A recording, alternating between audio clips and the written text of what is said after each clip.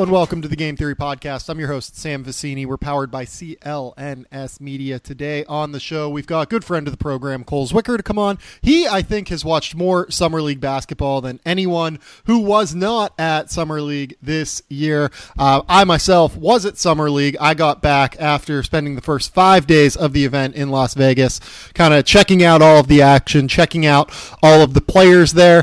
It was an interesting vibe this year. It feels a little bit different now. You know, crowds are exploding. It's not just this little niche event for, like, you know, basketball hipsters and basketball Twitter people to go to and just kind of hang out and see all these young players that only they know. It's exploded, and I think a lot of that obviously has to do with the Lakers being as bad as they've been over the course of the last 5 years, and everyone wanting to see Lonzo Ball and everyone wanting to see all of their young players in action. So it's kind of turned into an interesting event. Cole, I know you were there last year. What do you remember about going to Summer League? It was okay. I mean, I hate Vegas, so I'm not one to really talk. I just don't like the environment. It's like really superficial, so I'm used to not that kind of environment. But yeah, I mean, it was just, I go to every game. I try to like walk in between games, and I like the access of being able to do that. If seats are filled and stuff, it negates that because the games overlap a little bit to where you can catch like 8 minutes of one game, then walk back to the game that you were watching. And if you can't do that, the allure kind of is lost for me. Yeah, I also hate Las Vegas. Like, I stay in the Hard Rock off the Strip every year. I'm not someone who's dealing with the craziness on the Strip all the time. As much as I can stay off the Strip, that's what I do. We even went, like, you know, far off the Strip, not just like the roads off the Strip, but like we went like a mile or so off the Strip. We had I went to a Japanese place with good friend of the program, Zach Harper, you know, Ethan Strauss, Rob Mahoney, you know, guys like that, to get this place called a Chiza. It's this Japanese place. It was the greatest thing I think I've ever had in my entire life. We also went with Ian Carmel. Shout out Ian Carmel. Actually got a couple of Emmy nominations today. Yeah, it was a really fun time. I went to this barbecue place. That was great. But anytime you have to go like onto the Strip, it's just insane and miserable. And yeah, you see, you know, some great people to talk to within card rooms, and, you know, obviously I like to gamble. I don't really think that I hide that on this podcast, but like, at the same time, it's just not an event that I really, you know, not an environment that I really enjoy either. I agree with you. It's very superficial. It's very, it's just hot. Like, I didn't even drink like crazy while I was there. Like, most days, like most of the time when I'm in Vegas, like I'm going out, I'm doing a bunch of different stuff and meeting up with friends. I was out until like 3 or 4 each night, but like I wasn't even like super duper drunk any night that I was out there, you know. Like, the most beers I had in a night was like 5 or 6. But each morning, just because of the heat and because of the walking around, like, I would just wake up miserable and feel like my body, like I have not gotten enough rest. It's just like it's a disjointed town and a very crazy event, you know? Yeah, the temperature really doesn't do it for me. I'm from Seattle, so we get like that 40 to 80 degree weather at all times. You don't get the really true extremes. So going to that Las Vegas over 100 dry heat, I just can't tolerate it. But it is a good event to see people, meet people. I met a lot of guys on quote-unquote draft Twitter there, and, you know, gotten to meet executives and stuff like that. So from a networking standpoint, if you can actually navigate your way around, I think it would be beneficial. Yeah, no, it's absolutely good from a networking like standpoint, and, you know, you get to hang out with friends and see people you haven't seen in a year or whatever. But at the same time, it's just not a crazy event. Having said that, let's kind of talk about evaluating Summer League, because that's what I've brought you on to do, right? Like, we want to kind of discuss what is valuable and what is not valuable to take away from Summer League performances. And there's a lot of overreaction going on, obviously, and that's not really, I think, a surprise, just given how touted this freshman rookie class is this year. But it does seem like there are a lot of people making a lot of grand pronouncements about players that are a bit out of whack for people that have done the research and done the homework all year, right? Yeah, I mean, Lonzo Ball was Kendall Marshall after his first game as a ceiling outcome, and now he's like the second coming. So, I mean, you have to put everything in perspective. And I go by the adage that Summer League tells you more about who can't play than who can play. I mean, a lot of the good players are going to look good because they're playing against inferior competition. I mean, I saw Jaylen Brown 5 feet away last year, and he was just out athleticing everybody. I mean, he can just blow by pretty much everybody at that point, and you're just like, what do you really do with that information? It's most safe to not read too much into anything you're seeing as far as translatability to the NBA game. The athleticism gap is just too large. The positional size gap and coordination gap is too large. But yeah, I think you can take away certain things, especially like if you see a skill set that a guy portrays that you didn't see in college. Like we'll get to a couple guys in the rookie class, like your guy John Collins. Like I've seen more passing from him that I had seen at Wake, and he's shown a little bit of a fluid jump shot from range. So that stuff is actually important. But reading and making these grandiose statements about a player's ceiling outcome is probably not the best way to approach it. Yeah, so I guess we'll start with Lonzo Ball because that's probably the most interesting place to start, right? Like he is the guy that has gotten the most attention both in Las Vegas and I feel like outside of Las Vegas, right? After the first game, really even after the second game, I know he had the triple-double in the second game, but there were some issues there in terms of just his overall effectiveness, I felt. They also lost that game. After the first couple games, he was really just kind of a guy on the floor, it seemed like. Like you could see that he was very clearly affecting his team positively in terms of just his ability to create unselfish plays for his teammates, but athletically, he does just, look like another human being out there. He's 6'6", 6'5", whatever you want to call him, skinny, not like a tremendous athlete, but he can do just so much in terms of thinking the game that even when he wasn't making an impact, he was making an impact. You know what I mean? Absolutely, and I think he really just looked the same as I always thought he was. I mean, he dominated transition. His top shelf speed is better than he gets credit for. I mean, he's really fast when he gets ahead of steam in transition. His passing has been ridiculous there. Those pinpoint outlets. I mean, we saw all that at UCLA. That's not really anything new. It's just he missed a lot of shots. I mean, that's the main takeaway for me is like if he made a reasonable amount of threes, people would probably think differently right now than they do otherwise. For those who don't really watch him as much, but for those who have seen him a lot at UCLA, I'm not really seeing anything new outside of that scoring mentality last night. That was like really the thing that transferred for me is like I guess Luke Walton told him to be aggressive and he started attacking the rim more. A lot of it came within the scheme of the offense. He didn't really do a lot of ISO stuff. He hasn't been good in the half court as far as in pick and roll. We kind of knew that with his rudimentary handle. Not really that comfortable yet making reads in those situations, but yeah, I think the only thing that's really stood out for me as being different is his attacking mentality last night, getting to the line a bunch, getting to the rim, even though at times it didn't really look that fluid. He was kind of just exploding over inferior competition. I don't know what to do with that, but at least he had that mentality. That was good to see. Yeah, I agree with that. That is a really, really important statement, right? Like throughout his college career and really during the entire pre-draft process, the one question that, kind of stood out to me above all about Lonzo Ball was, in this era of elite scoring lead guards and elite scoring point guards, can Lonzo develop into enough of a high-level scorer? Can he develop enough, offensive talent in terms of putting the basketball in the basket to become the effective point guard that he can be? And I really liked what I saw last night. I think that the fact that he was aggressive taking his shots was extremely important. Having said that, I don't know that I feel differently about it either because, like you said, in the half court, which is where these concerns come into play, he really hasn't been great scoring the basketball, and a lot of that does come down to missed shots that I think will fall for him eventually, but he also still hasn't necessarily been awesome getting to the rim in half-court situations and breaking down the defense in half-court situations. And, to me, that's ultimately where he's going to make his money and where teams are, or where, his prospects as a player are going to come down to.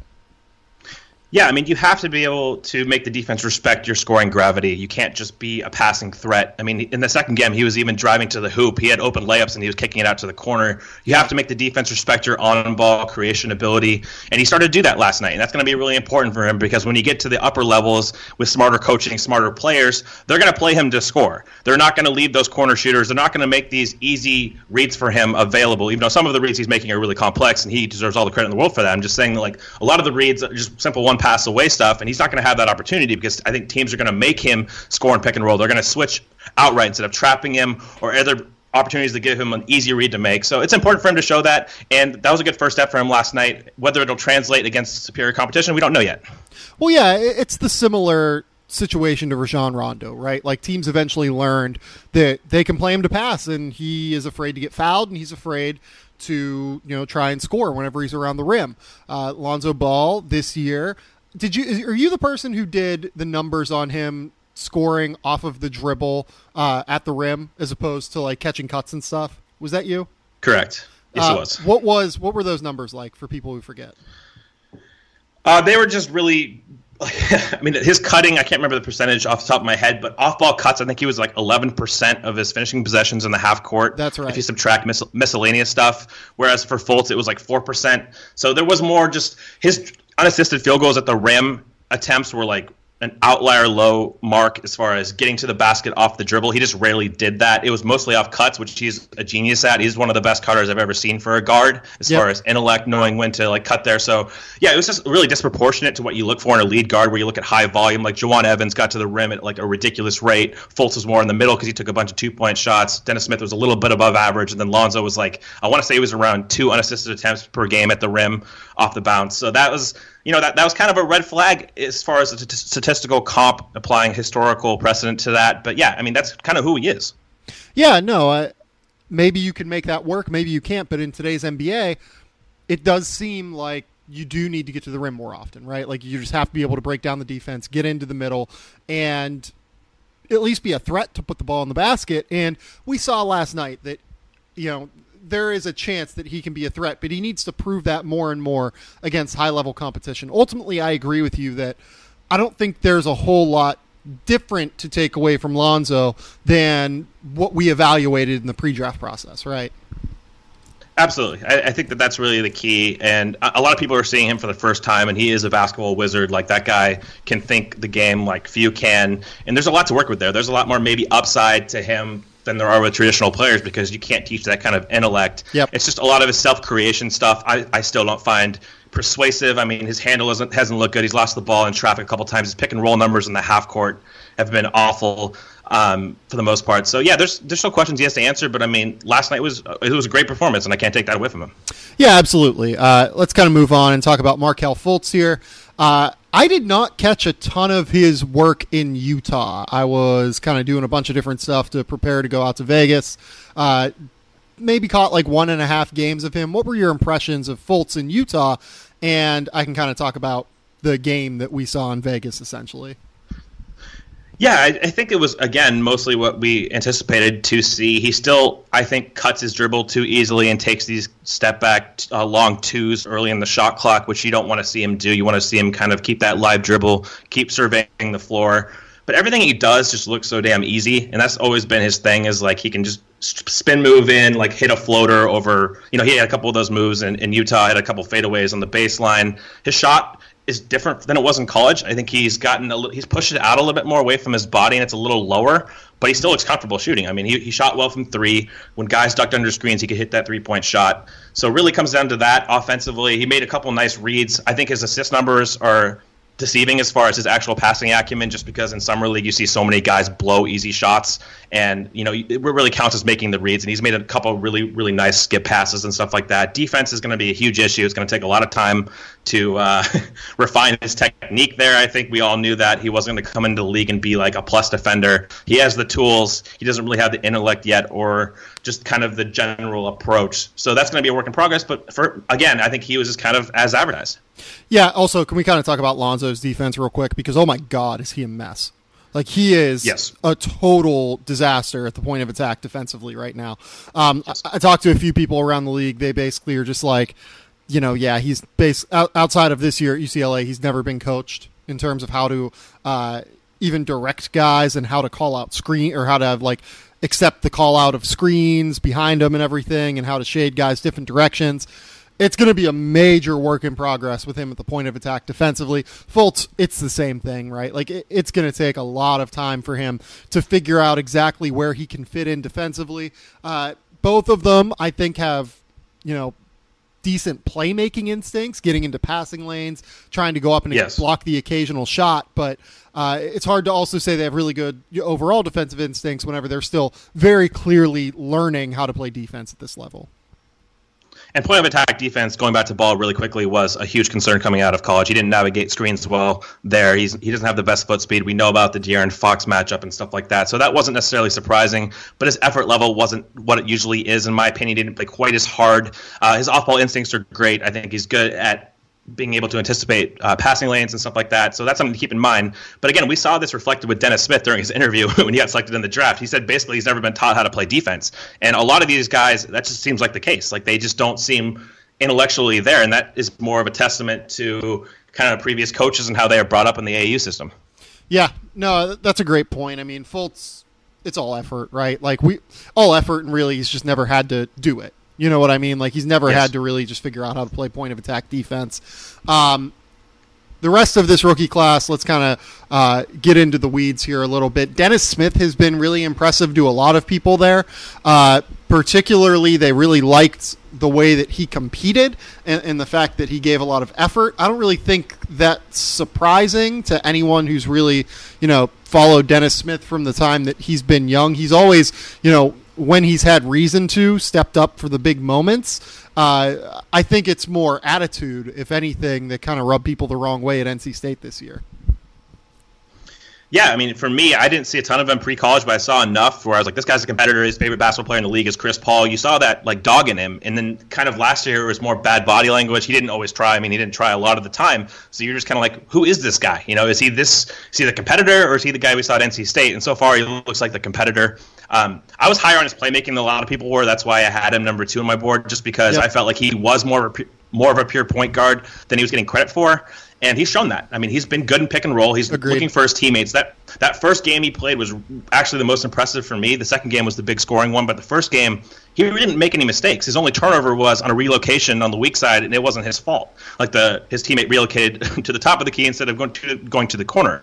So he really has been great there. He's gotten to the rim. I think he said, this is kind of hilarious, he has 8 isolation possessions in Summer League, and he's gone left every single time. So we know he loves to drive left, but he's been a great finisher there. He's blown by Dragan Bender in space. He's blown by Kris Dunn. He's blown by Josh Jackson. He's won those athleticism matchups, and that's what you wanted to see from him. I was really high on him coming in, but he kind of verified what I liked about him, is the fact that he can pass the ball, he can be a coherent teammate, and he's gotten to the rim in the half court at a good level and finished. Yeah, like, he's, I think, averaging something like 5 assists per game right now for Dallas. That number should be double. He is diming guys all over the floor. It is really, really impressive.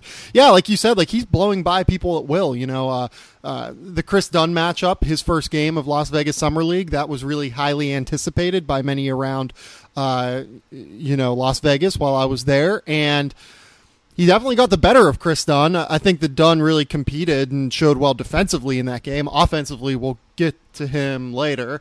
But, I think Dennis Smith, showed really well. He showed the athleticism is going to be at an exceedingly high level, because Kris Dunn was maybe the best perimeter defender in Las Vegas this week. Do you think that's a little bit of an exaggeration or not? No, I think Kris Dunn is one hell of a defender. That's why I was most impressed with Dennis Smith. I don't think that's an indictment of Kris Dunn. I think that's more positive for Dennis Smith. No, I agree. Dennis has looked remarkable all week. The jump shot off the dribble, that is something that I kind of noted in the pre-draft process is a little bit more concerning than I think it got credit for. I still have a little bit of concern about that going forward. But overall, Dennis Smith, big week in Las Vegas, kind of solidifying a lot of people's, rookie of the year hopes as a dark horse. Definitely. I'm a little higher on the shot off the dribble. He was 16 of 39 from NBA 3. He showed the ability to shoot from distance. It's just the consistency isn't there yet. I think that's a good point. He's going to have to make some of those shots to make defenders, chase over the top of screens enough to open up the lane. If he doesn't, they're going to go under, and that's going to mitigate some of his athleticism advantage. So that's going to be a key component going forward.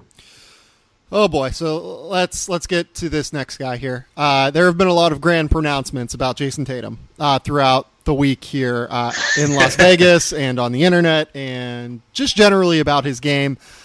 He is basically doing everything that was anticipated of him, right? Like, he has this ridiculously polished isolation game. He can really shoot it in the mid-range. He can create off the bounce. He can knock down shots off the bounce.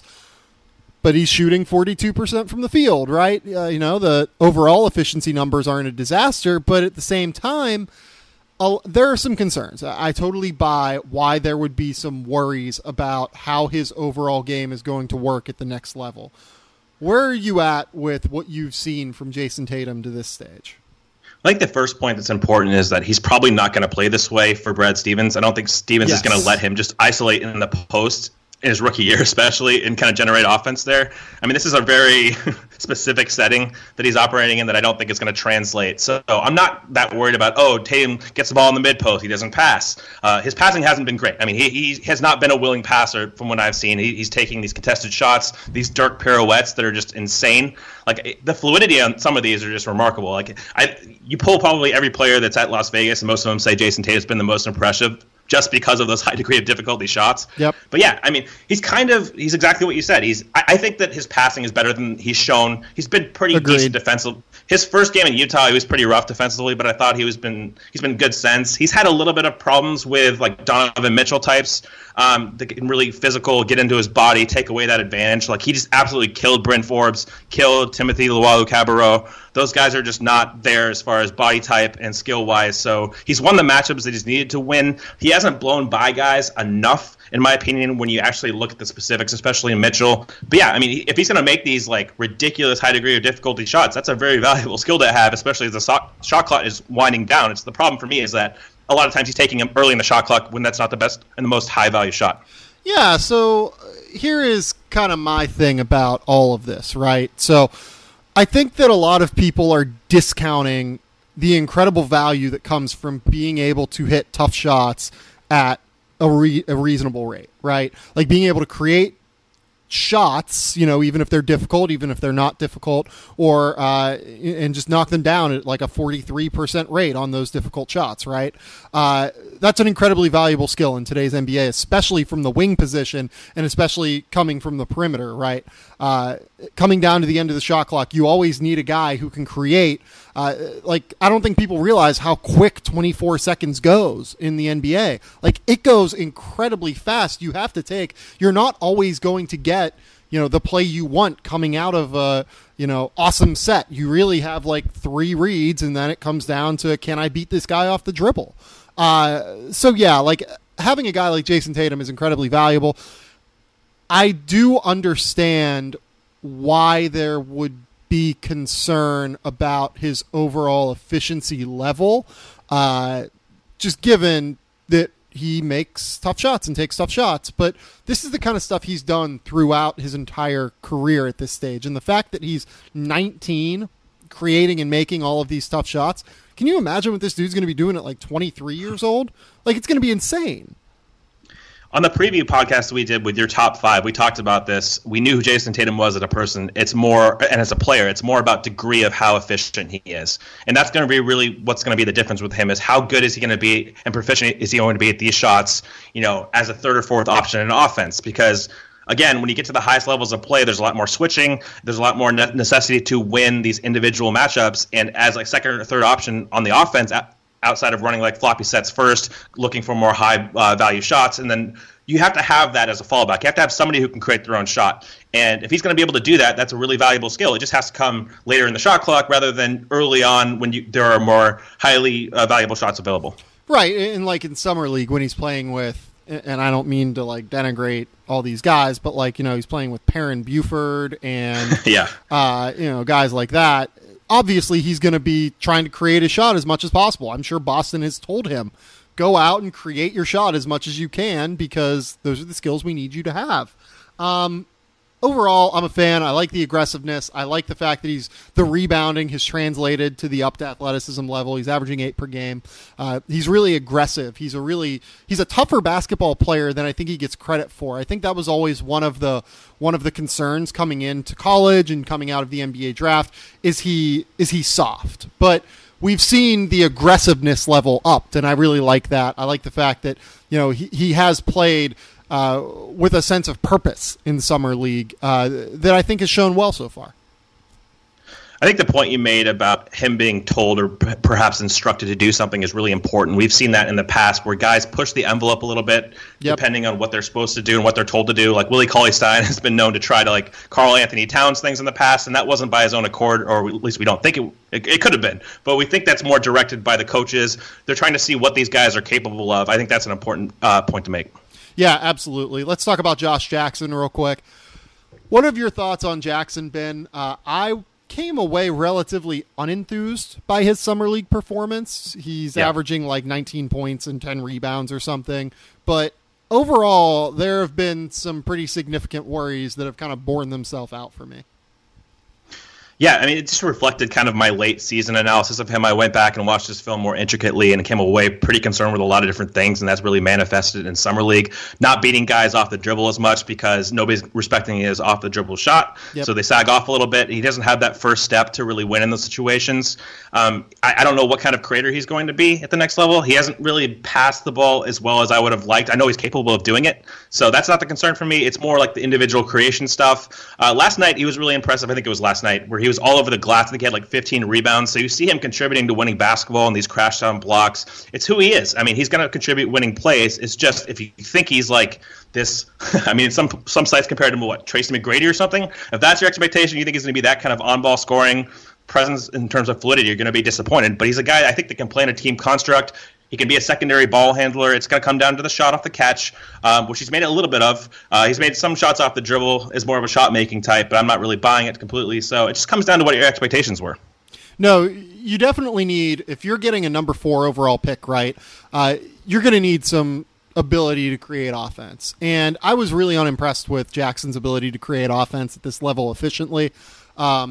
The jump shot obviously isn't falling, and it looks like he's done some reworking as well. He's getting his right arm up under the ball a little bit more, but he still has that kind of natural lean in his shot that kind of, for some people, that works if you can keep yourself on balance, but for him, it comes off as being off balance a lot of the time, and that is really concerning. He's going to have to continue to really, really tinker with that jump shot going forward, and like you said, that's going to create a lot of questions about what his effectiveness can be early on the floor, because teams have just sagged off of him the entire time in Summer League and have not really felt threatened at all.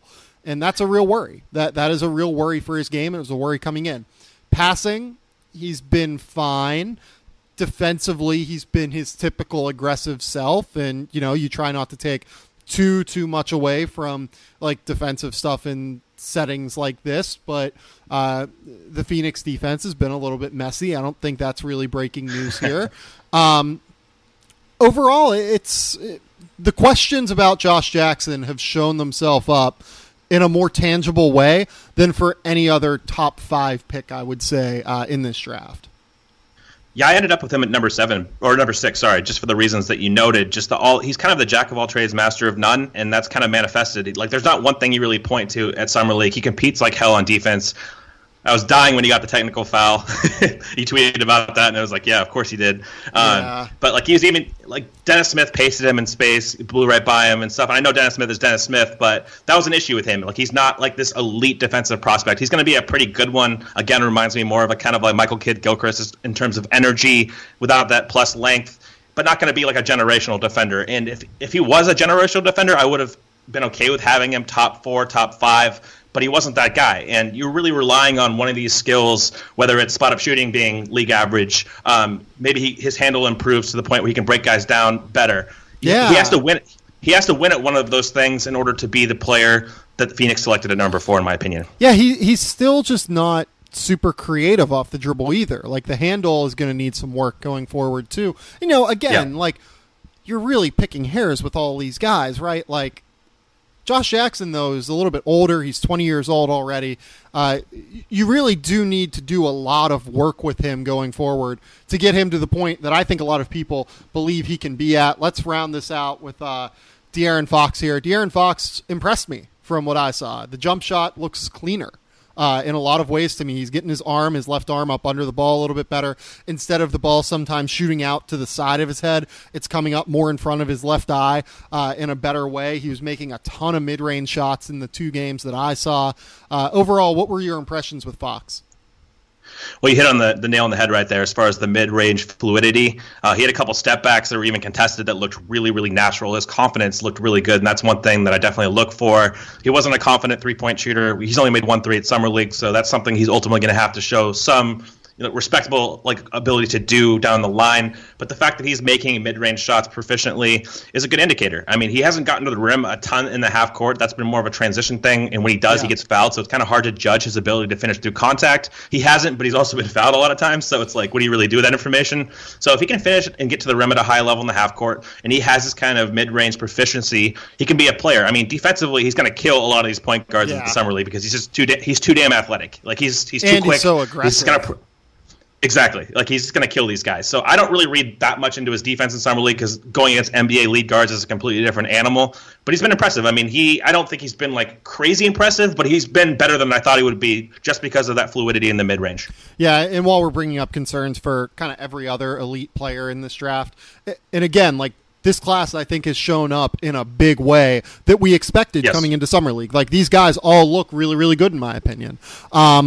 Other than Josh Jackson, who I think looks just, kind of so-so, like I said. But, Fox, the passing really hasn't quite been there as much as you would hope, right? That was another concern coming into the draft process that I kind of kept hammering home, and I know that you talked at length about the fact that, was his low assist rate and were the low passing numbers due to a lack of floor spacing and the options he had around him, or due to the fact that he is just more of a scorer at this stage in his career.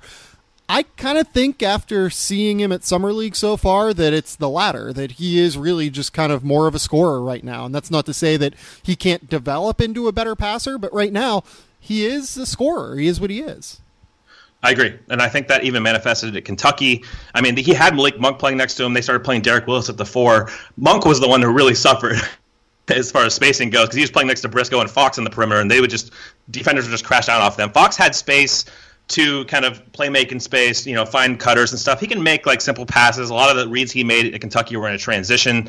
So he's going to be a work in progress with him in pick and roll, especially as far as, being a passer in those respects. But yeah, if he can score, he can be a valuable player. I've always had concerns about the passing. Yeah. So let's kind of move into some of the other guys here that have really impressed. Donovan Mitchell has probably been the most impressive player given where he was drafted in all of Summer League, both in Utah and in Las Vegas.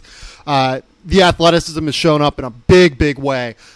He's playing a little bit more lead guard than I think he'll be able to in the NBA, but he's showing up well there too. The jump shot off the dribble is showing up well here. He's been incredibly aggressive defensively, as we anticipated, and that's been great. Everything that we've seen from Donovan Mitchell, he's basically shown up as his best version of himself at Summer League, the best possible case scenario that any Jazz fan could have possibly envisioned when he was selected. Absolutely. And I think the shot for him was something you had to really watch his film to get a good indicator of, because the percentages weren't great, but I think a lot of it was shot selection and being miscast as the number one option for Louisville. So mechanically, I mean, he's made some NBA level shots. That guy's caught the ball 28 feet from the basket and risen right away, knocked it down over a contest. That doesn't happen for guys that don't have some kind of shooting prowess. So that part, maybe his degree of shooting has surprised me a little bit as far as being a more proficient three-point shooter, but it was there on tape. I think that his form spoke more to his abilities than his stats did. Defensively, he's been everything we wanted to see. The intensity, the toughness, he was my favorite point of attack defender in the class just because he combined that length, that competitiveness, the strength to absorb contact going around screens. He has the agility. So that really is the allure for me with him was always his high floor. I really thought that he could just fit into a modern NBA offense, be a two-way player. Who knows how high the creation ceiling is going to go, like you touched on? Can he initiate the offense? We don't really know. I don't think so. And he's much more explosive off 2 feet than 1. We've seen that kind of attacking the rim. That's what he's noted for, because he can really explode. You see him during some of these practice sessions, and he's just going up and rising and just emphatically throwing down dunks, and you just don't see the same explosion and traffic off 1. But yeah, I mean, if you're a Jazz fan, you have to be elated with what you've seen. Yeah, they're kind of giving him a lot of free reign, too. He's just jacking jumpers. You know what I mean? He is just throwing shots up. But that's good for him. It's a skill that he needs to learn. He looks really, really, really impressive to me out here in Las Vegas, though. John Collins, again, a guy that I had in the lottery. I believe I also, by the end, had Donovan Mitchell in the lottery. Collins, again, is just so damn productive. He has great instincts for the ball. He's so athletic that he's going to produce in a setting like this. I don't know how much to extrapolate that going forward because, again, this is kind of his perfect setting. This is the perfect place for him to experience success. But Hawks fans have to be excited that, he's averaging 18 and 10 while he's here. What I like about him is he had this one, he's been predominantly used as the pick and roll kind of dive guy catching on rolls. And he had one play where he elevated and caught the ball in midair and was able to fluidly transition into a layup. And that might not seem like much, but the body control that takes, the athleticism to hang in the air like that was just really impressive. And he's operating, like you said, in ideal conditions. But again, if you look at the Hawks roster, they're probably going to play him on the second unit next to Muscala. And that's exactly the kind of guy you want to play him next to. I mean, a stretch five who can defend opposing fives. Collins going to be that kind of finishing dual pick and pop threat. Like we talked about off air, shooting fluidity as far as off the catch has been there. He hit 1-3, and his release just looks really good. So if he can be that kind of pick and roll finisher, he's even had a couple nice passes that he hasn't shown at Wake. And if he has any kind of vision, Budenholzer is one of the best coaches in the league at kind of extracting that kind of stuff. So if he's showing passing acumen now, I think he's going to become a good passer in the future in that system. So Hawks fans have to be elated. I mean, I don't know. I still have really large reservations about his defense overall and his positional fit in the league. But if he's going to play again next to Muscala, I think that's an ideal fit for him. Yeah, the jump shot isn't something that really concerned me coming into the draft. I thought he was going to be able to shoot at some point. It's a really fluid jump shot. He has great touch, obviously, around the rim. I kind of figured he would eventually shoot it from out to 18 feet. So I like the fit in Atlanta a lot. I think he's going to put up big numbers in a really shitty situation this year. Bam Adebayo, I think, is going to turn into maybe my biggest regret come draft night. And when we look back at this thing, Adebayo has looked awesome. He is so fluid with the ball in his hands. He's aggressive. He's looked okay rebounding the basketball. That's still probably my biggest long-term concern. Is he going to grab enough defensive rebounds? But, man, that athleticism is really translating. And all of the skills that we saw in high school that he didn't necessarily get to show in college, and maybe he was hurt more than anyone by Kentucky's lack of floor spacing last year, he's showing off all of those skills for Miami in a big way.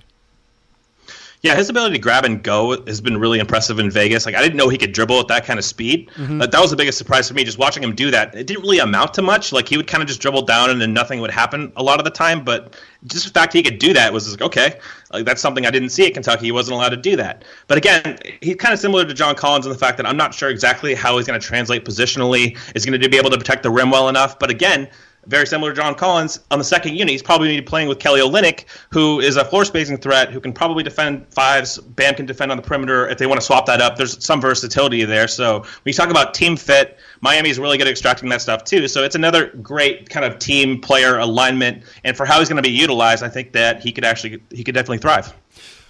So let's kind of just talk about one second rounder real quick who stood out relatively to me. Sindarius Thornwell is kind of doing exactly what he did at South Carolina.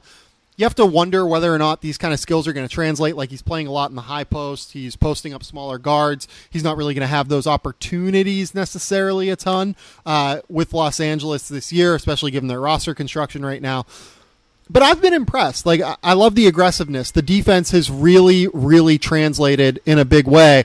And, I like what I've seen in a lot of facets of his game.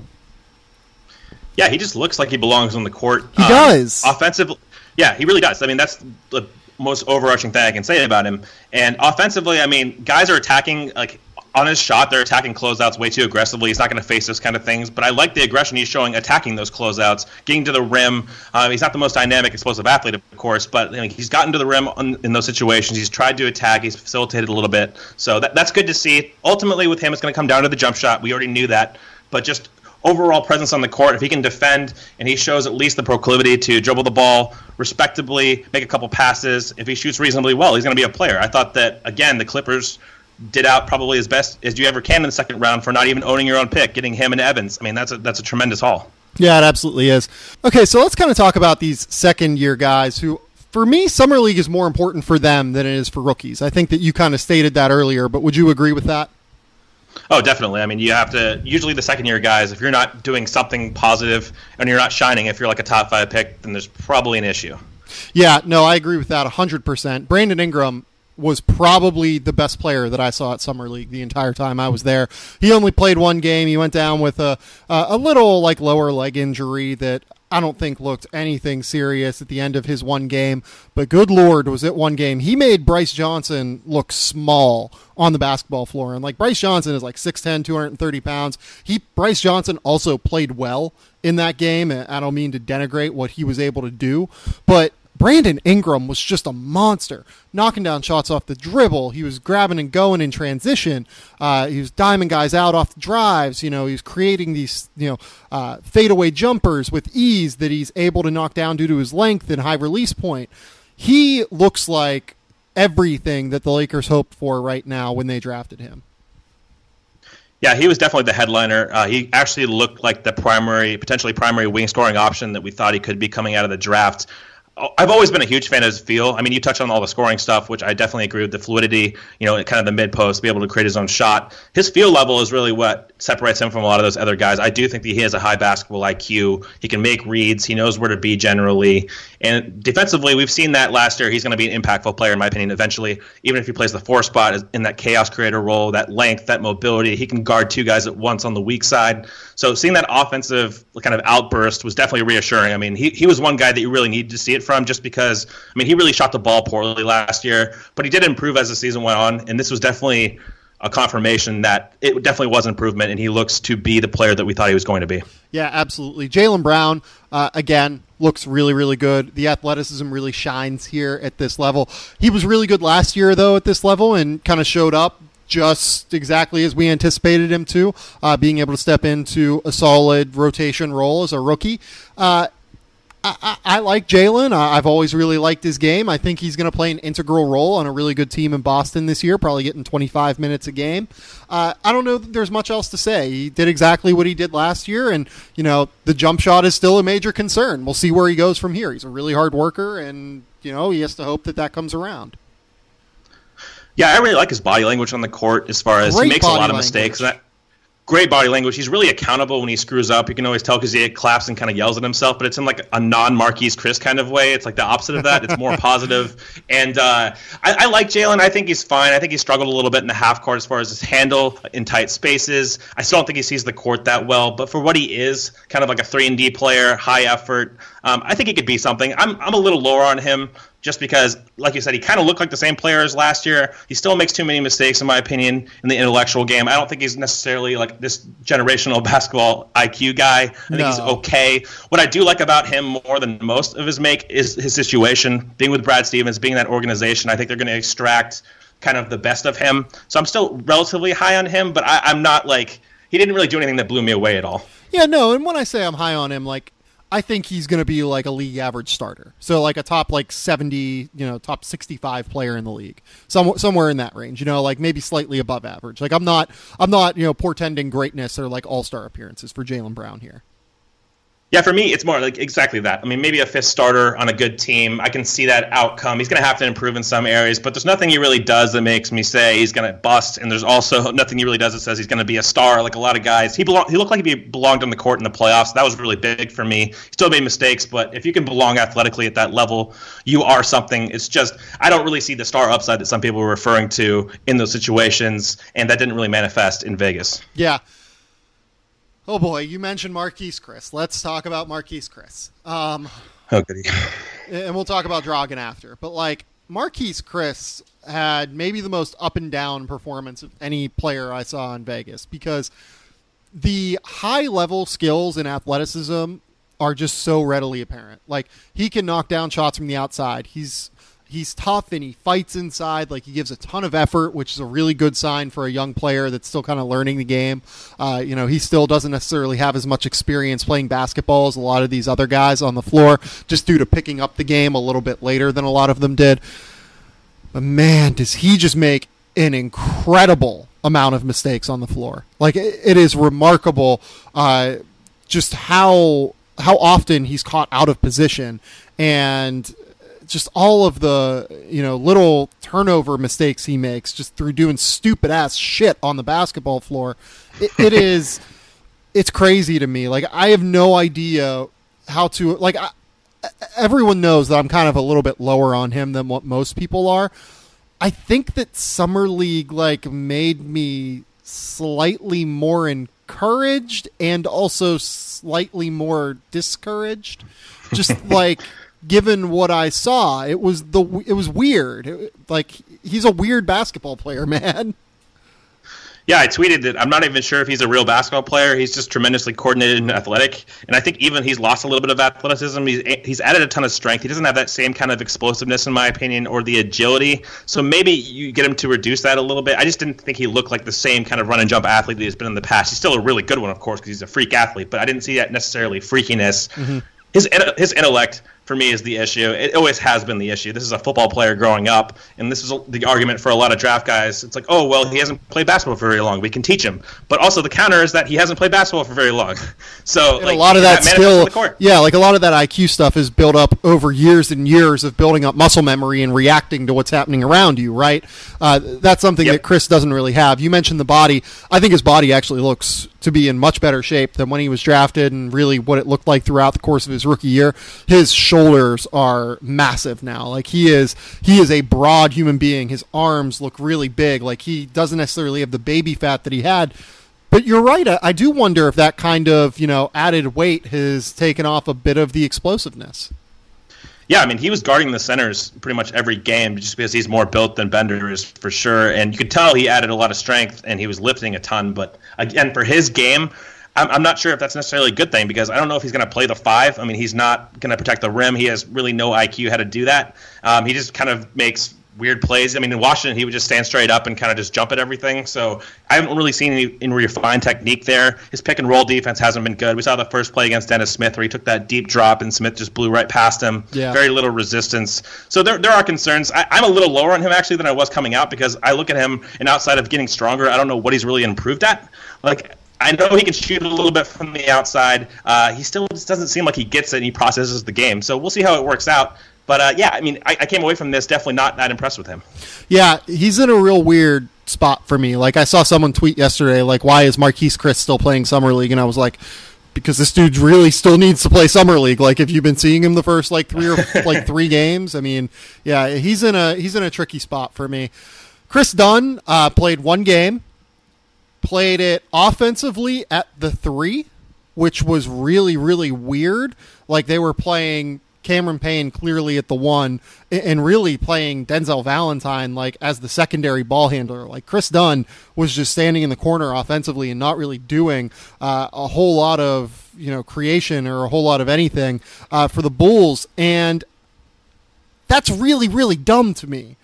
Like, you go out and you trade Jimmy Butler for Kris Dunn as one of the centerpieces of this deal, and it's a 3-person deal. I think that you can maybe make the argument that he was the 3rd most important piece, but come on, like, he's so very clearly a more important part of your future than Cameron Payne. Yeah, it depends on what you think about Dunn's upside as a primary handler. If you traded for him, I think you have to try him out there and see what he can do. But even when he had those creation opportunities, to me, he did not look comfortable. His handle was loose. His decision-making has always been his bugaboo as far as making the right reads. That still looked like it was a really big issue. And to me, he looks like, I know he can defend. He's going to be probably the best point of attack defender, maybe potentially in the league. He just has the ideal measurables, the quickness, all that stuff, the length. I think he's going to be dynamite on defense. It's going to come down to what he can bring you offensively. Last year, he was really bad when he had to initiate the offense. Maybe he's just a secondary handler type, and that he needs to fixate on refining his spot-up three-point shot, because I know he can attack secondarily. He has the ball handling skills. He has the playmaking. He can do that. I just don't know if he can initiate your offense. But if you're comparing him to Cameron Payne, who I have literally no interest in at all, I would give him opportunities to at least see what he can do over Cameron Payne, falling down on the court and chucking up a bunch of bad threes. Yeah, that really just made absolutely zero sense to me. But hey, none of what Chicago has done over the last little while has really made sense to me. Real quick tangent on Kris Dunn. I was having a conversation at dinner one night with Matt Moore over at CBS, and I said, Yeah, Kris Dunn is like maybe the best perimeter defender here. Like, it wouldn't surprise me if he got all defense votes like next year. Do you think that is a crazy statement? Like, if Kris Dunn got all defense votes next year, would you be surprised?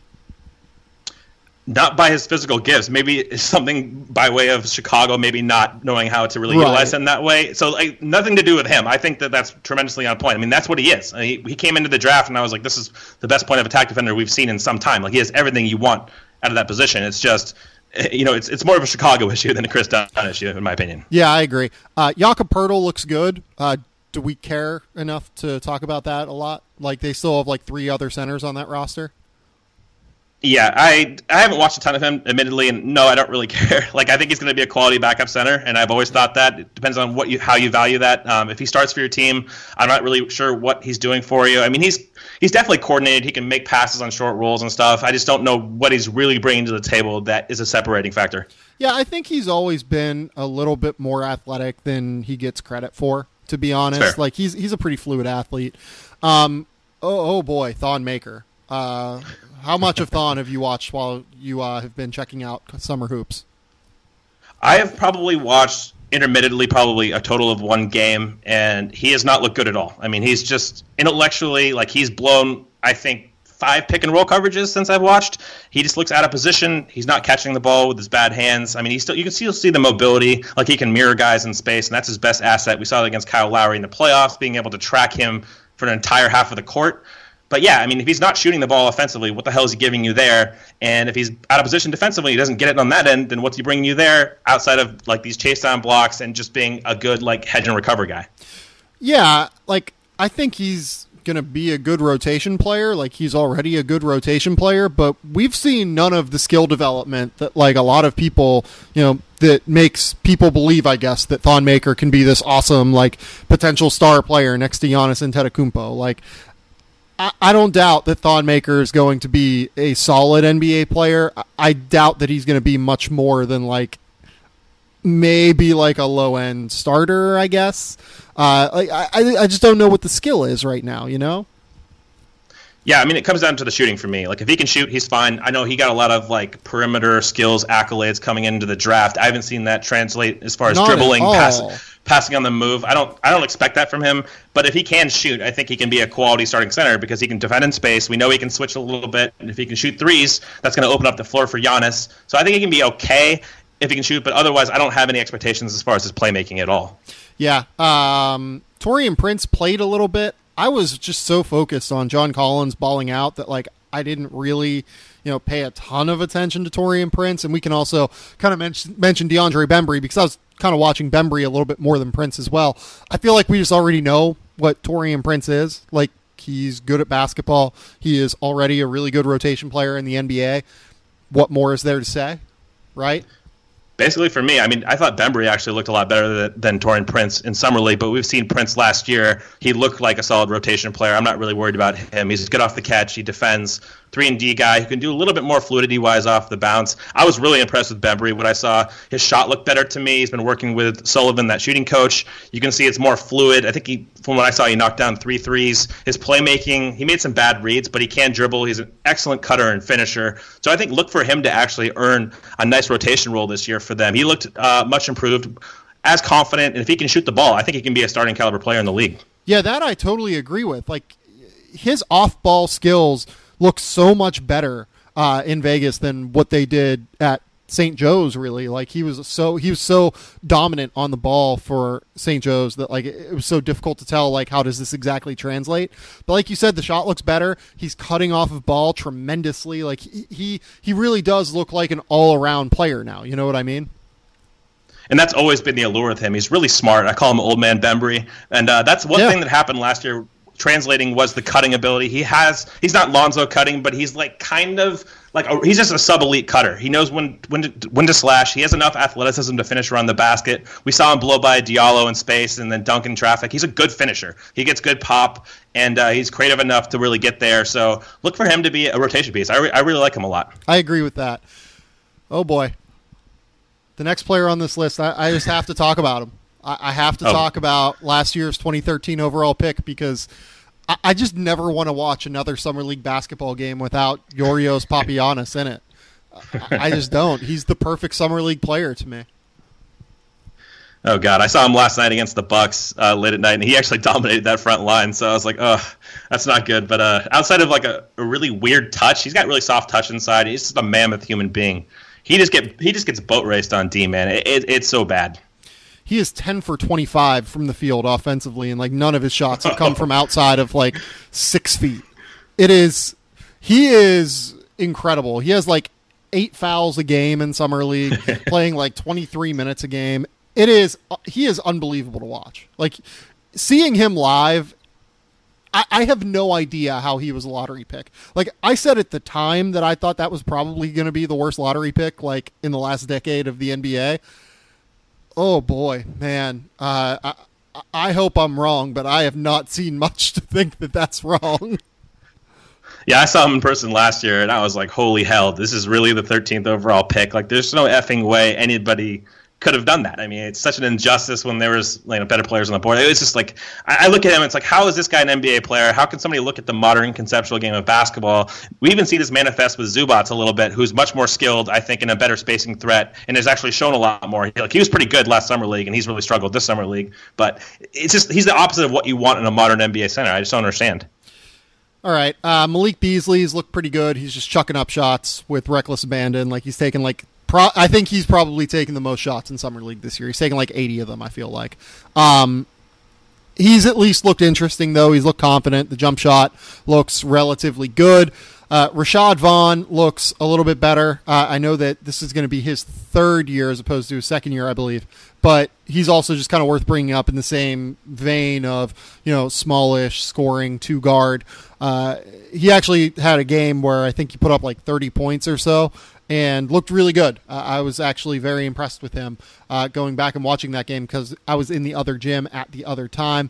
Patrick McCaw has played quite a bit of point guard for Golden State and looked really, really goddamn good doing it. Like, he is a full-stop rotation piece for them. Like, he's going to take all of his minutes that he played this season, probably eat up all of Ian Clark's minutes once Ian Clark signs elsewhere, and he's going to be totally fine for that Golden State team. Like, I think I feel pretty confident saying that is just a full-stop steal for them. Oh, yeah. He was my second most impressive second-year player behind Brandon Ingram. His handle has improved. He's gotten better at setting guys up on pick and roll. Like, he can set guys up off the bounce, reject screens now. He just looks really confident, and his shot looks more fluid off the bounce, off the catch. And we know he can defend. I mean, he's not like some high-level defender, but he's got really fast hands. He tries. He's got quick feet. So, I mean, really what holds him back is his frame. We knew that. I mean, as attacking the rim, you can still see the negatives as far as absorbing contact and body blows. But this is a hell of a pick, man. I like this kid coming in the draft. I was really high on him, and he went to a great situation. And now you just see the skills combined with the confidence that have been instilled by that organization. I think he's going to be a real player. Like, next offseason, man, if I'm another team, I'm looking to offer him an arenas provision contract and try to get him off that payroll, because I think this guy can actually be like a 5th starter potentially in the league. Yeah, I agree with that. Like, they're going to have problems trying to keep him, I feel like, next year. And it's going to be interesting to see if they are able to get – I don't know if they've signed Jordan Bell yet. Have they? Not to my knowledge yet they have, as far as I think 2 days ago. So maybe they have in the last 2 days, but not to my knowledge. Like, I will be interested to see if they look at what's happened so far with Patrick McCaw and be like, okay, we need to get this guy under for 3 years as opposed to 2 years, just because, we really need to have some sort of measure of salary cap control. Like, even if you have to pay Jordan Bell like $1.2 million in this first year and then like up it on like a standard raise structure, which would be like a really expensive, number for them, it would still almost be worthwhile so that you could have him at a salary under $2 million for 3 years. Can we talk about Jordan Bell? We can talk about Jordan Bell. I like Jordan Bell just watching on TV last night. He looked good, but the size factor, like being there live, like he really is just kind of another guy out there in terms of size, and that does worry me when he gets to the NBA. Absolutely. You got a lot of Draymond Green comparisons with him. He's not nearly that fluid as a creator. I mean, Draymond was a point forward in college. He can handle, he has that vision off the dribble. Bell is not that guy. He's also not a starting caliber center because he doesn't have the positional size, the tools. If he had like Ike Anabogo's tools, he would have been a really high pick in this draft because if he had that Ike's tools, that guy is like a top 8 pick in the draft.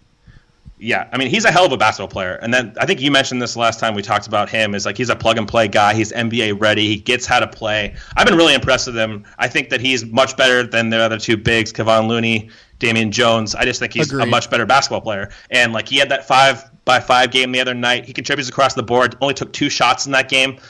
Great passer. We knew that coming in. I think that's what's really going to make him excel in that system. Perfect system for him as far as all that surrounding shooting. He can make plays off short rolls. I think he's actually going to get potentially a rotation spot next year. I think that they're going to know how to use him better than anyone because this is a team that really thrives on versatility. And there's no one more versatile as far as defensively and his passing ability for his size in the draft than Jordan Bell. So I'm really happy for that situational fit for him. Yeah, I agree with that 100%. Like, I am worried about the size, and that does kind of give me a little bit of hesitation. But he looks basically like the same guy he was at Oregon late in the year this year. Like, he is a better rebounder than he gets credit for. He is a good passer on short rolls, on offense. And he is obviously just an incredibly athletic defender who can block shots and who can basically switch every single screen and roll, both on and off ball that you want to. So, or every single screen on and off ball that you want to. So, really, really, really impressive player, at Summer League, even despite the size concerns that will plague him going forward. Fred VanVleet and Sheldon McClellan, 2 guys that went undrafted last year and held down roster spots for an entire season with their clubs. They both look really good. They both look like they're future rotation players, in my opinion. Yeah, I've seen a little bit of both. I'm impressed. I like VanVleet. I like his just demeanor getting to the rim. He just seems like a consummate professional, can control the pace. I like him. I don't really have too much to say about McClellan. I mean, it depends on, he was a really awesome off-the-dribble shooter coming out of college. So if he can do that, I think he'll be okay. But, him I've seen much less of. Well, it's that, and it's athleticism. The fact that he's as athletic as he is, it really helps him a lot. Speaking of athleticism, there was some concern about Shimi Ojole's athleticism coming in. Would he be able to guard on the perimeter? Would he be able to kind of slow down, threes in the NBA? I don't see how anyone can have such concerns after Summer League. This guy is just a freak athlete who can switch everything. There were possessions where he was guarding, I forget who it was. They were playing him on a 7-footer, followed by playing him on, it was Ivica Zubac, followed by playing him on Josh Hart, on back-to-back possessions, right? He is just so capable of guarding every single position that he's going to be valuable in the NBA. Yeah, I knew he could anchor against bigger guys because he's a low center of gravity. He kind of has that Draymond effect, not to the same amount, but just his ability to hold position in the post is valuable. I did not think he could defend in space like this. I guess I'm just haunted by that Benny Boatwright tape in the tournament where he was just getting just destroyed off the dribble, in basically every way. And I was like, okay, is this guy really that good laterally? He's been much better than I thought there. I mean, if this is how he's going to defend at the next level and he can shoot respectively, he's going to be a rotation player. So if this is the guy we're getting, I think it's a really good pick. Yeah, and a few older guys that I think have really shown out that were undrafted last season. Bryn Forbes is kind of the talk of Summer League right now. He's averaging 30 points a game. Ridiculous shooter. I don't think anyone doubts that. He might be the next Patty Mills-ish kind of guy if he can really develop defensively and develop the toughness that Patty Mills has defensively. But Bryn Forbes looks really, really good. Looks like the Spurs have another rotation piece for themselves. And of course they do. I mean, yeah. I mean, I didn't really know what they were doing last Summer League. I just thought that he was on the roster just for spacing purposes to enable their better players to, operate with better spacing. But he's turned into a player. So go Spurs. Yeah, I had him as a top 100 player, I think, on my last draft board, but I did not see this coming necessarily. Troy Williams, another guy that I had as a top 80 player. His athleticism, man, it immediately jumps off the page at you. It is enough to keep him on NBA rosters, just full stop. He is a ridiculous NBA athlete. Yep, I mean that's always been his thing is the pick and roll burst. He comes through and he has legitimate burst. It jumps off the screen and then his run and jump athleticism is there. So yeah, I mean that's his calling card. A little bit of ball skills as far as ability to dribble, but it's mostly that athleticism and that burst. Yeah, Shek Diallo also looks pretty good. He's averaging 20 and 9, just doing the super motor, super length, and super athleticism things that he's capable of. gets lost a bunch in space, still not necessarily a super intuitive player, but overall looks, like he could be a piece for the Pelicans. He's a really soft touch. I mean, that was the thing that's really shocked me is a couple of these finishes, he's displayed good touch with both hands, and I did not see that player at Kansas. So that was kind of intriguing. I'm not sure what the hell he is. Probably a backup 5. He might get rotation minutes for them this year just based on their roster, of course. Maybe he'll play next to Anthony Davis on the second unit when they keep one of Boogie or Anthony Davis in. He looks okay. I mean, he surpassed my expectations as far as his offensive acumen. Yeah, no, I absolutely believe that, he's a backup center. But, anyone who saw him in the AAU high school events that he attended, like from 2015 backward, knew that he was just this outrageous motor. He runs the floor, I think, better than any big man I've seen, period, in the NBA. Like that is a genuinely elite skill of his that translates whenever he has running partners, hopefully like Drew Holiday this coming season in New Orleans. Quinn Cook has also looked awesome, I think, for New Orleans. Speaking of them, knocking down shots, obviously, and maybe that'll happen. Maybe it won't necessarily, but, dishing the ball really well, been aggressive defensively. He looks like a backup NBA point guard to me. Agreed. I think that was really well said. I have nothing to add to that. Yeah. Kyle, were you a Kyle Kuzma guy also? That's another guy worth mentioning. No, I was not. I didn't like his college tape very much. I mean, his shooting mechanics have always looked really good to me on film. Like you watch him, like, oh, he can shoot, and then he never went in at Utah. And defensively, I had a lot of reservations. And as a passer, you could see the flashes with his vision, but the decision making was usually pretty poor in non-transition settings. He's looked really good. Yeah, the athleticism and the increased spacing, you can already tell is really going to help him. Just he's a 4. Realistically, at the next level, he's 6'9" with a 7-foot wingspan. He can, do some stuff. He was just chucking up shots in the game that I attended where he played Boston. It was hilarious. But he looks pretty solid. I was not a Kuzma guy. I had him at 45 or so on my board. I think I'm wrong. I think that the jump shot is much better. The percentages, I think, belied a jump shot that was simple and had very easy mechanics that really probably is better translating to the NBA line than most other jump shots would be. I agree. That kind of smooth one motion release with him was something that I noticed, but I didn't give enough credit to. For me, it was more the defense. I just didn't see that translating. I didn't like his defense at Utah very much. I know he's got a little bit of length and the athleticism a little bit, but he just didn't seem like his feel level was good there. And he's played better space defense than I thought he could in Summer League. We'll see how that translates against better athletes. I think that's going to be the key with him. I think he's going to be able to stretch the floor competently, make the extra pass. His passing's been pretty good in Summer League. But it comes down to defense for me because that's what I value most from bigs is on that side of the floor. Yeah, and then last guy, Mike James. Mike James has been awesome every time I've seen Phoenix play. 16 points, 5 rebounds, 5 assists, 2 steals per game, shooting over 50% from the field, knocking down 3-pointers. He looks just ridiculously good to me in Summer League. He looks like a full-stop NBA point guard, which isn't a surprise given the fact that, he's basically $1 million player in Europe. He is just a really, really good basketball player. Yeah, the shooting's been nice. His athleticism getting to the rim has also been pretty good. There's been some pick and roll plays where he's gotten to the basket and exploded a little bit around there. So that was interesting to see. His passing has been pretty good for the most part. I do think that his shot selection has been a little off. I mean, he hunts his own shot a little bit too much, and he misses easy reads. But, I mean, he's their primary scorer on that team. So, I mean, credit to him. He knows his role, and he's thrived in it. Yeah. Cole, anyone else that's kind of stood out to you that you want to talk about real quick? Let's see. Who else did I note? Okay, a bad note. Denzel Valentine, he's so frustrating for me to watch because you can see the vision, you can see the intellect, but it hasn't translated, didn't translate. Last year, he makes dumb decisions. And this is a guy with a very, very small margin for error as far as athletically. He's below the athletic baseline for an NBA wing. And if he's going to be stupid, he's not going to make it. There's just no way. I mean, even if he shoots respectably well, it's just not going to work out. So he's just someone who I think he had a wide open rebound. He tipped it out instead of grabbing it. Ended up being a transition layup for the other team. Fouls a jump shooter 30 feet from the basket. It's just all Summer League, man. I've just seen this guy who has the vision, has the ability there, but just makes poor decisions, and that's who I saw last year. So that was really disappointing. Yeah, I am a little bit disappointed in him. I'm not 100% convinced that he's an NBA player yet. I agree. Yeah. Totally agree. So let's just kind of give out awards real quick. Who do you think has been the best rookie at Summer League thus far?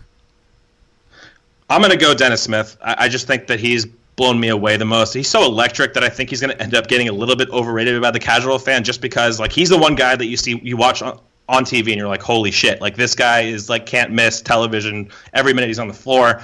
But again, we talked about his playmaking acumen. I thought that he's been just about as good as you could have possibly hoped for, making reads. He got a little cavalier with the ball in the third quarter of his second game. Mark Cuban was actually on the broadcast, and he started throwing behind the back passes that were getting like picked off and stuff. So that was like a rough stretch for him. But for the most part, intellectually, I think he's been there.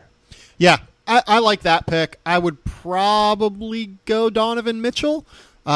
He's just, really, really shown up athletically, and the jump shot looks great. Yep. And, I think that the 2-foot jumping concern definitely still exists, but that's going to be more of a concern for the NBA. Here, he just looks stellar. He looks absolutely unbelievable, having been unshackled from that Rick Pitino system. Absolutely. I mean, that's a great pick. I think that what he's shown as far as I think translating to immediately to the NBA has been ridiculously impressive. Yeah. Like he's a rotation player day one, which I think is, I don't want to say it's surprising to me given what I know about his mentality and given what I know about like just how hard he works and how he's always going to be a high effort player. But I'm surprised that I think he's going to step in at as high a level as he's going to. Yeah, I mean, again, that was my favorite part about his game was his immediate high floor. I didn't know if you could really reasonably project like immediate contributions to the next level, but I really did feel good about him filling a rotation spot. I felt like he had the mentality, like you noted, in the two-way play. If he could shoot the ball, he could fill into a rotation well. Are we both going to say that Brandon Ingram is probably the second-year player MVP here? Yeah, it's between him. If you want to just go by that one game, he was the most impressive in that sample size. I would say Patrick McCaw overall for me, just the growth he's made, the confidence, the shot making, the creation for others off pick and roll. If we're taking all the games together and giving him credit for playing more, I would say McCaw. But yeah, Ingram for that one sample game was the guy we thought we were going to see and hope to see. Yeah, I think that's really fair. Second round pick this year that's shown out the best.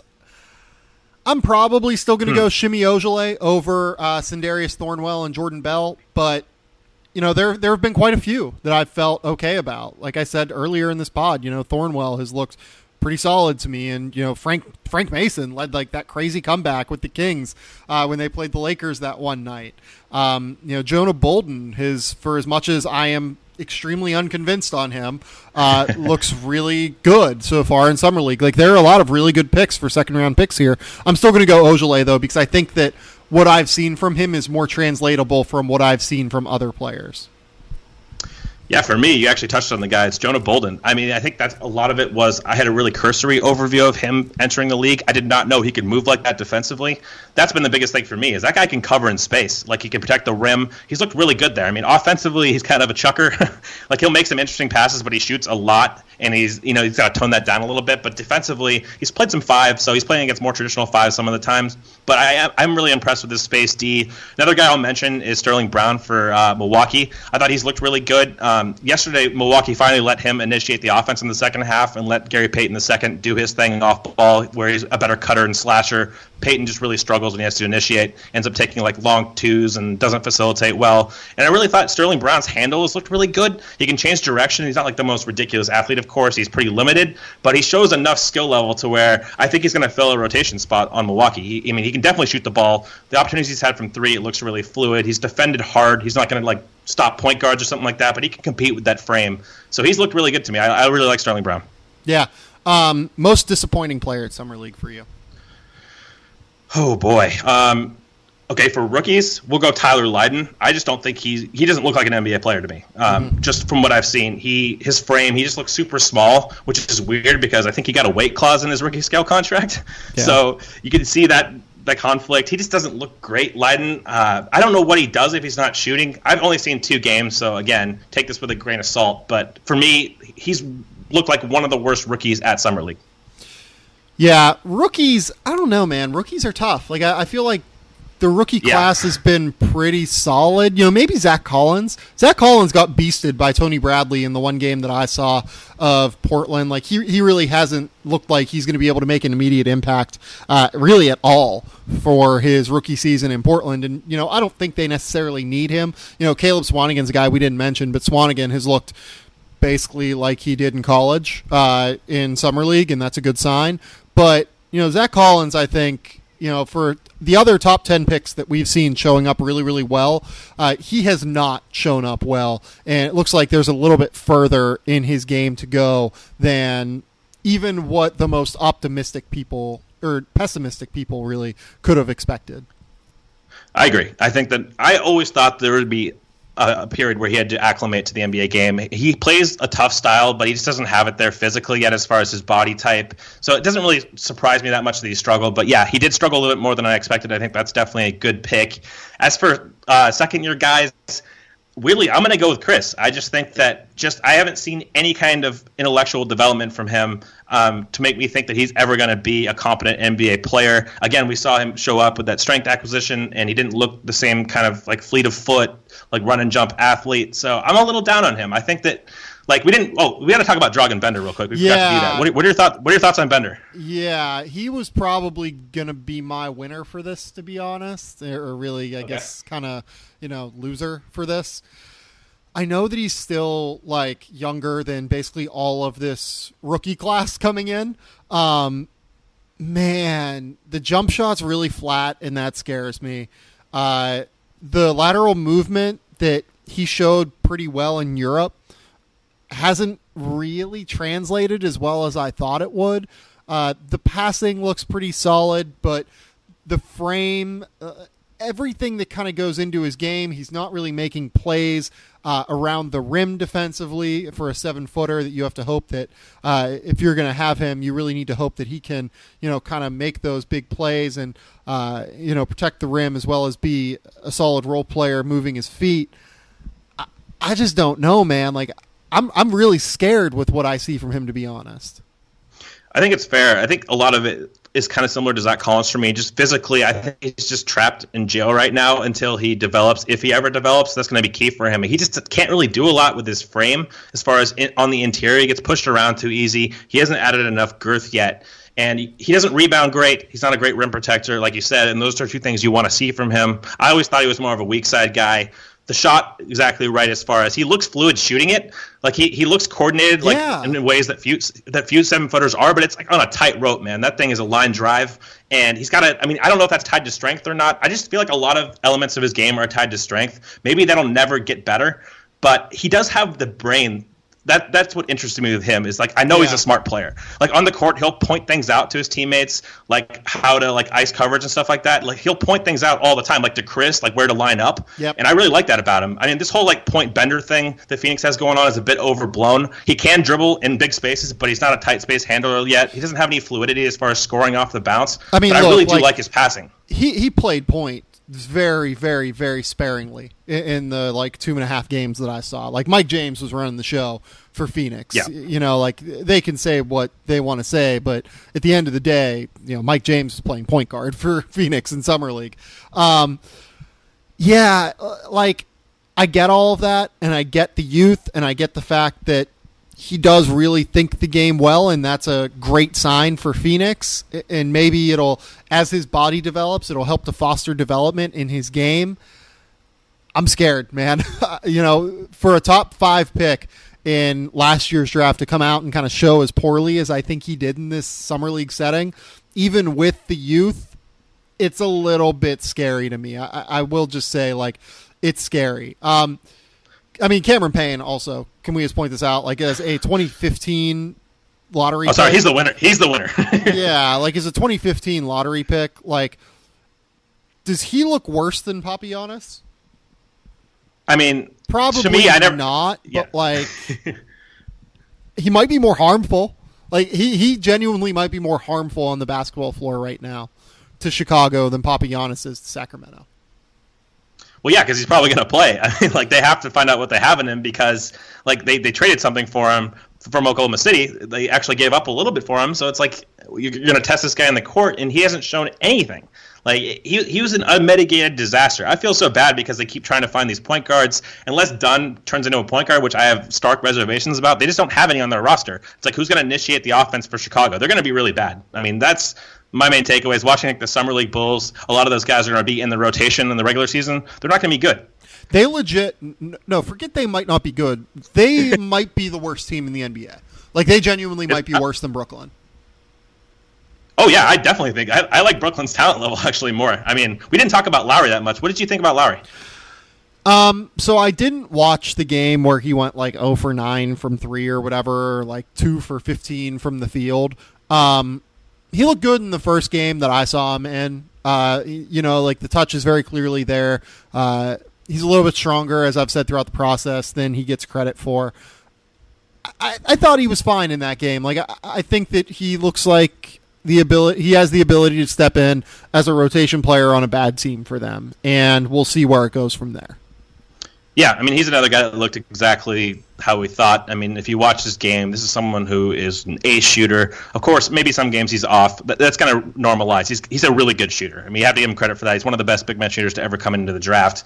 But outside of that, like outside of a few offensive rebound plays where he looked pretty athletic, I mean, he's been the exact player that, as advertised. I mean, he was slow to help and recover at times. He showed flashes of mobility.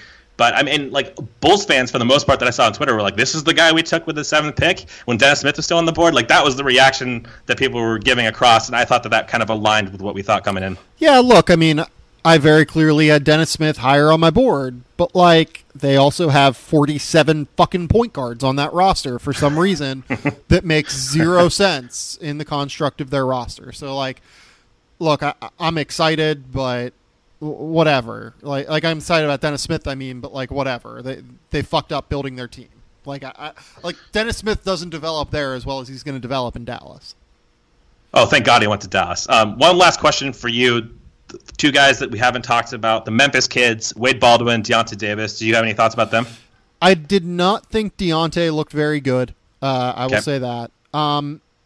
Wade, I think, still looks like he's going to be a good third guard as opposed to a potential starter, which I think is kind of what they were hoping for, drafting him at 17, 18. A guy that could potentially step in and, either play next to Mike Conley or play, maybe minutes when Mike Conley goes down with injury. I don't know that I've seen yet the lead ball handler abilities that I feel like I need to see from him, Yeah, I thought that the Davis point was spot on. He looks bigger to me as far as like not necessarily strength acquisition, but just kind of out of shape. He was more plotting. Like he's normally pretty dynamic at getting off the floor, and I saw him a lot, and it just didn't seem like he was moving as well. So that's something to look out for. And then Wade Baldwin, I like the physical talent. Like he has good burst. He can get to the lane. It looks like his handle has gotten a little bit better. I just question the brain there. I mean, his decision making at times just like leaves you wanting for sure. He makes a lot of perplexing. And that's kind of like his MO, right? He's kind of a loose cannon, doesn't see the game that well, so that's going to be interesting to monitor. My overarching takeaway from this entire summer league is that the 2016 draft class is not good, man. Seeing these guys up against the 2017 kids, it's a joke how much better the 2017 draft is. Like, it's unbelievable compared to these kids that, like people were real excited about, like, Domantas Sabonis early in the season. And I know that, like, it's unfair because Sabonis wasn't here necessarily, but, like, yeah. I mean, what are we talking about? Like, Donovan Mitchell versus Domantas Sabonis, like, they were drafted, like, right in the same area of each other in back-to-back drafts. Like, the talent level is not even remotely comparable. Yeah, I made it a list of like guys I like, questionable guys, and then guys that didn't stand out, disappointing players. My disappointing players for the first year guys was like Tyler Lydon. And like my disappointing players for like second year's guys was like 8 or 9 guys, like legitimately first round picks, like in the top 20 probably. So that goes to show like the rookie class really balled out. I mean, I've questioned their upside so many times as far as are we going to get a lot of star talent? I think they're going to be really like they're going to contribute to winning basketball. A lot of them, it's a kind of a deep class in the lottery, but they can just keep producing, man. Every time, like they come into summer league, they produce. Like they're probably going to come into rookie years and produce. So it's a good class as far as. Like I think a lot of people have touted in the lottery, it's deep. You're going to get valuable players. It's just how high the ceilings go that's going to determine it. So given that Malcolm Brogdon won Rookie of the Year last year, and I think we would both agree that Brogdon was a good rookie, right? Over under 6.5 rookies this year who have better seasons than Malcolm Brogdon did last year. Over. Yeah, I think it's over too. It might even be more like 10.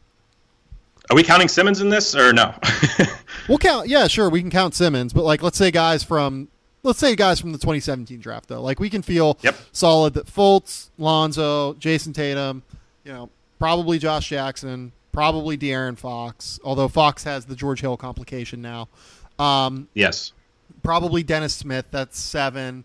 Probably Donovan Mitchell, that's 8. Bam might not have a chance just given the fact that, Miami's going to be competing for a playoff spot, and he's obviously behind Hassan Whiteside, but John Collins is going to put up a ton of numbers. He might be number 9 in this list, Yeah, and I think that Malik Monk is somebody that everybody's kind of overlooking just because he hasn't played in Summer League, but he's going into a system, Clifford's system, that utilizes a lot of off-screen movement. I think that really is going to, optimize his game. I like the way he's probably going to be utilized next to Kemba Walker when they can suffer through it defensively, which they probably can't a lot of the time, but at least it's something to monitor. So, yeah, this class looks legitimately stacked with quality players. Yeah, I mean, a lot of people are shifting between who should be the number 1 guy right now. Everybody's like, oh, Dennis Smith should have been a top 3 pick. He should have been the number 1 pick. Where do you come down on that scale? Are you still Fultz in his own tier, or have you seen anything that would lead you astray from that? No, I still feel pretty good about how I evaluate it. Maybe I would have Josh Jackson a little bit lower, I had Josh at number 3. But, Summer League is the kind of place that is going to, bring out both his strongest, abilities and also bring out his, biggest weaknesses. It's just that kind of setting where there's no structure. And if he can get some structure, I think it's really going to help his game a lot. So, no, I feel pretty good about where I had it. I had Dennis Smith rated over De'Aaron Fox, so I feel okay about that. I feel okay having Fultz number 1, Jayson Tatum number 2, Josh number 3, Lonzo number 4, and I had Jonathan Isaac at number 5, and I didn't really get a chance to watch a lot of him in Orlando, but Dennis Smith 6, De'Aaron Fox 7. I feel cool about kind of where I'm at on this thing. Yeah, I haven't seen enough to make my opinions differ that much as far as ordering. So, yeah, I'm the same as you. I'm not going to move a ton around after Summer League. It's just more of an overarching question. Yeah, no, it is what it is. I think it's fine so far. We've seen so many of these guys. 2 Summer League shout-outs. Ding Yuong Hang, or Yua Yu Hang, or something like that. How the hell do you say his name? Do you know how to say Ding's name? I do not. It's Yan Yu Hang. There it is. It's Ding Yan Yu Hang. Goddamn, the Vegas crowd loved Ding. It was great to watch. You're not kidding. The Vegas crowd really got behind the Ding show and got full into this thing. And he's $1 million player in China. I sincerely doubt he's going to try and make the NBA on a significant level, but fun guy, really, really fun player that created an interesting atmosphere every single time Dallas played. Number 2, Ike Diagu played in Summer League this year. Ike Diagu, the last time he played in Summer League, Kevin Pelton and I looked up, it was 2006. He went over a decade playing in Summer League, between his first Summer League appearance and his next Summer League appearance. It is awesome. And I have no idea why he came, but shout out Ike Diagu. There you go, man. The Ding thing was pretty hysterical watching on TV. It was just you thought that Lonzo was walking into the arena and everybody's just hollering for Ding. It's crazy. Could you hear it over the TV? It was nuts, dude. It was noticeable. That is awesome because it was seriously just it was crazy. The fans would scream. It was the biggest pop that you would hear in the arena outside of the Lakers. Jayson Tatum had a mini pop, and Markelle Fultz people were excited about, but the cheers were louder for Ding than both Markelle and Jayson Tatum. That's crazy, man. Yeah. One last guy to really quickly throw in that I saw that kind of popped was Torrey Craig from Denver. I don't know a lot about him. I know he played at USC, so you probably know more. Really popped, man. I think he had a 30-point game, really physical defense. I think he played in Australia, I want to say, and shot the ball really well. So, he was interesting. I know he's already 26, but that's just somebody who I looked at and was this guy could be something. Yeah, so, he did not play at USC. He played at USC Upstate, in South Carolina. Oh, okay. Yeah, like he is. He's definitely a small school guy. He was the NBL's Defensive Player of the Year this year in Australia. Good player. Who was he like in? I'm trying to remember. Like he didn't win the Australian League MVP, but like he might have won like the New Zealand MVP or something. Because I agreed with you. Like whenever I saw him on the floor for Denver, I was like, this guy looks like a pretty good athlete, and he looks strong defensively, and he looks long. Like, does he kind of have a chance? Like, might he have a chance? Like, I was just sitting there kind of thinking the same thing you were, and yeah, I'm relatively impressed with him. Like, if I believe, if I remember correctly, he was on Denver, right? Like, if Denver brought him in, yes.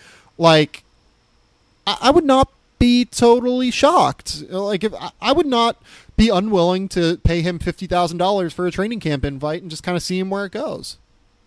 Yeah, and obviously I don't have any history with this guy because I got the damn college wrong. So taking this with a grain of salt, just very limited viewing in 2 games. He was just definitely who popped. His mechanics look pretty smooth too. I don't know if he can shoot. I haven't looked at his Australian numbers, but if he can shoot, he like walled off Rondé Hollis-Jefferson today, absorbed the blow in space, and then like ripped him. So that was really interesting to me, and just something to look for. Ooh, can I also bring up that I was kind of sneaky out on Rondé throughout this entire... Yeah, like I have not, like at least in Summer League so far. Like I think he's probably going to be like a bench rotation player in the NBA, but like, yeah, I don't know. Like he really was not very good when I saw him, in my opinion. Yeah, I just don't know what he's going to be. I mean, like they played him at the 4 a little bit last year. I thought that was smart to minimize his lack of shooting, and kind of he can dribble and pass a little bit. But yeah, I mean, really, you're only looking at a defensive player who is not going to extend his range. He's not going to shoot. Like I think it's pretty reasonable at this point to assume that he's not going to shoot threes basically ever. So what can you really do with that? He's going to make an NBA roster. He's a fantastic athlete. It's just the ceiling outcome is not that great. Yeah, no, I just was not a very big fan of what I saw of his this week in the, game plus that I saw. Like I thought that Caris LeVert looked fine. I'll say that. He looked pretty solid. Like he was relatively efficient. He was being a bit more aggressive than I'm used to seeing from him, because that was always my concern with his prospects. Like he was just never aggressive enough. But I was overall pretty in on LeVert. I'm trying to think, was there anyone else on Brooklyn that I liked? Like Jeremy Senglin was okay. I thought he might be worth bringing in. Isaiah Whitehead was still just, Isaiah Whitehead, a little bit inefficient, kind of doing his thing. They had Archie Goodwin too. Goodwin kind of popped for me. Like he was just super athletic and kind of doing things that Isaiah Whitehead was doing just a little bit more efficiently, I'm really curious about LeVert just because he has this reputation as like a knockdown shooter, and he just hasn't lived up to that yet. He's really good off the catch at Michigan, not great off the bounce, and didn't have a lot of off the screen kind of exposure or experience. So I really like his secondary creation ability. Like I think it was his 3rd game at Vegas, and he was just killing guys with pick and roll, getting to the rim. But his frame is really going to mitigate his impact, I think, especially defensively. Like Beasley was like dropping his shoulder into him today and kind of dislodging him. He couldn't really contain. So I really like what the Nets got at that spot for him. I think he can be a competent secondary handler. Mm-hmm. Whether he can be a starter or not, it's going to depend on that shot, I think. Oh, you know what other guy I want to bring up that went undrafted? That Chicago team was probably the worst at Summer League this year. But Antonio Blakeney looked pretty solid to me. Like he was hitting shots. He was aggressive defensively. Like he was rebounding. He's not going to be a good defender necessarily, but like it's easy to see how he was a 5-star player, coming into LSU and kind of got forgotten about over the course of this year. Like he can still put the ball in the basket, like in a pretty tangible way. Oh, yeah. I mean, like his scoring ability really stood out. The athleticism intersection with that. The elevation he gets on his shot is really impressive for his size. Yeah. So he definitely stood out as a shooter. Like he was the only bright spot in the minutes I watched of Chicago just because he was putting the ball in the basket. Who knows if he'll get a roster invite or not, and I really have no idea. Yeah, like if I was Chicago, I would sign him to a 2-way. Like if you're that interested in him, like I would have no problem signing him to a 2-way and just kind of going for it. And kind of seeing where it goes, kind of the same thing with Torrey Craig, right? Like, except Antonio Blakeney's like 21, whereas Torrey Craig's 26. So, there have been some interesting guys that this new contract structure is really going to hopefully kind of help to develop over the course of the next couple years, and we'll see where it goes. Definitely. All right, Cole, tell the people where they can find your work. I think we've gone on long enough in this show. Only a solid 90-minute podcast here for the fans and listeners. But hey, I had to kind of blow it up after being gone for the first 2 podcasts of the week on Monday and Wednesday. So Cole, please go ahead. Tell the people where they can find your work. I write for the Step Back on Fansided. Usually at least before the draft, did a lot of draft breakdowns. I'm going to do some summer league stuff for there. Probably go over each class, so the rookie class and the sophomore class, who stood out, who didn't, what skills you should be concerned about, what skills you should look for moving forward developmentally. Also have the What's on Draft podcast, which we usually do weekly, but after the draft, we haven't done it since the draft, so this is actually my first podcast in a while. So look for that. We're going to do a 2018 draft preview at one point, and probably do a little summer league recap. So that's really all I got. Awesome, Cole. You should all go follow Cole at Cole Zwicker on Twitter. Really great follow. Really smart dude. Does everything, really covers all levels of basketball, kind of like I do. So I always like to have those guys on.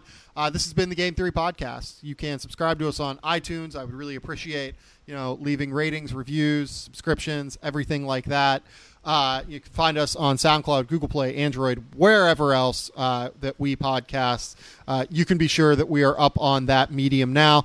Keep it locked here. We'll be back on Monday with some more interesting stuff. I've not decided what I'm going to do yet on Monday. We're obviously in that. We're starting to get into the dead period of college basketball and into the dead period of NBA and the NBA's off season. But, we'll figure out a way to keep this thing going. So keep it locked here, and we'll talk soon. Bye.